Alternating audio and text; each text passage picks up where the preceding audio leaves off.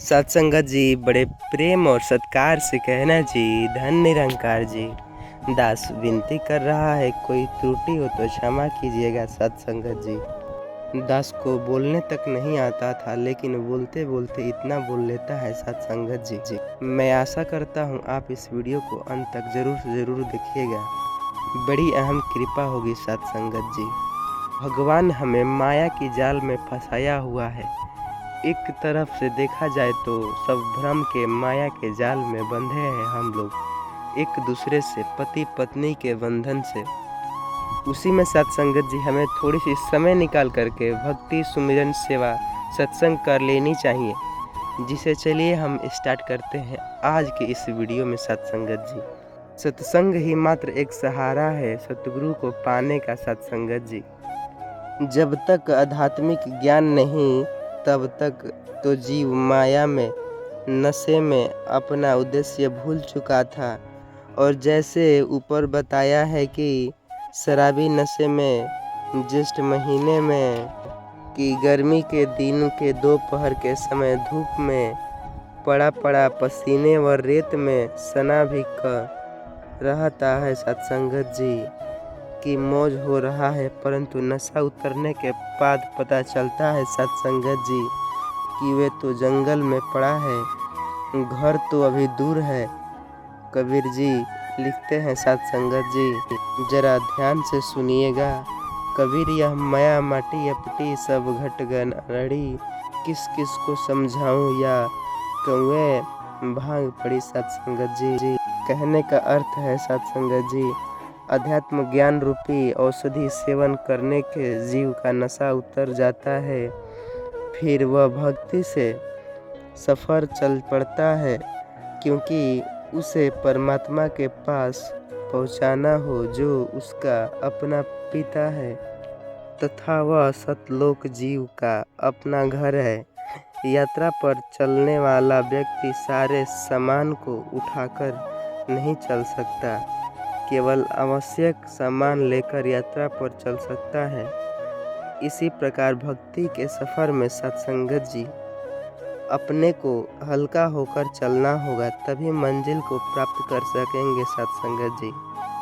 ज्ञान रूपी राह पर चलने के लिए अपने को मानसिक शांति का होना अनिवार्य है सत्संगत जी। मानसिक परेशानी के कारण अपनी परंपराएं तथा नशा मान बढ़ाई लोग दिखावा करते हैं, यह भार व्यर्थ के लिए खड़े हैं सत्संगत जी। जैसे बड़ी कोठी, बड़ी महंगी कार, श्रृंगार करना, महंगे आभूषण धारण करना, स्वर्ण के आभूषण यानी कि संग्रह करना, विवाह में दहेज लेना देना, बैंड बाजा बाराती डीजे बजाना के ऊपर सारे परिवार बेसुरे की तरह नाचते हैं।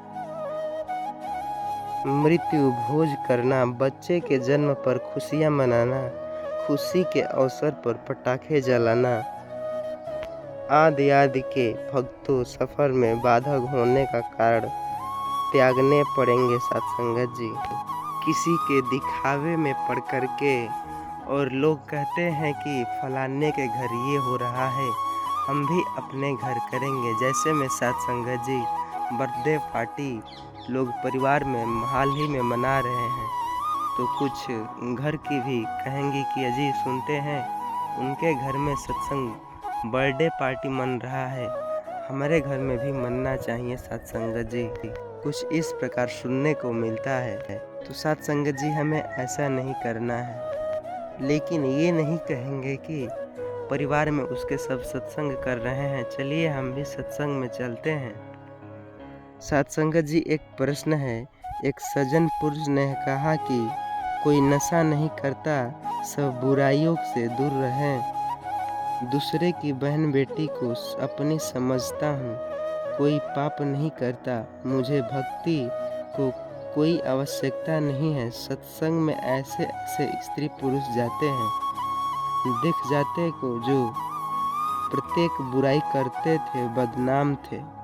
सत्संगत जी उत्तर है, जैसे 2 एकड़ जमीन 1 एकड़ को बाहर सवार रखा है, यानी उसके झाड़ बोझने, घास काटने, हल या ट्रैक्टर से बाहर करके साफ सुथरा कर रखा और बीज बोया नहीं। दूसरे 1 एकड़ में खरपतवार, झाड़ बझोड़े तथा घास खड़ा है तो दोनों ही व्यर्थ है। यदि उसे 1 एकड़ जमीन में संवारकर साफ सुथरा करके गेहूं बो दिया और पहले साफ किए कुछ नहीं बोया तो दूर उस पहले कई गुण उपयोगी अच्छा जीव जिसको संवारकर छोड़ दिया, बीज बोया नहीं। इसलिए सत्संग जी, बुराई रहित भक्ति बीज बोने से अच्छा है। कुछ अच्छा करे, अच्छा सुने,